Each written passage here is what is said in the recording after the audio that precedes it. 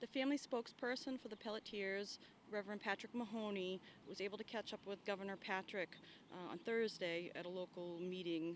I'm not sure what the meeting was about, but was able to catch him outside the meeting and was able to ask him some really tough and important questions about why, he hasn't met with anybody to, really try to get her out.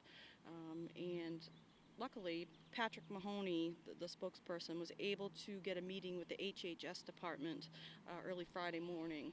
And later in that day, I guess the meeting lasts about 70 minutes from what I hear. Later that day, HHS released a statement or a letter that basically is just a bunch of nonsense. They make it sound like Justina's on a vacation to Disneyland. One thing that really stood out to me was that they mentioned, the Blue Man Group. It's basically smoke and mirrors. And, I did see a few people kind of go, oh, yay, here comes, progress and a step in the right direction.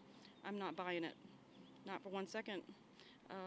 They've thrown out these little carrots, as we like to call them, to say, oh, look, we're actually doing something, and it never, ever comes, to light. It never happens. I'm not buying it. I really do think that they're on the rope, so to speak, and I really think that things are starting to get very uncomfortable for them. But my main message is for nobody to believe that letter.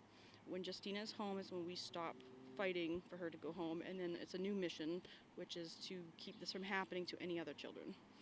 Because there cannot be any more Justinas, and Justina cannot have gone through this in vain, and the Pelletier family cannot have gone through this in vain. It's just not possible.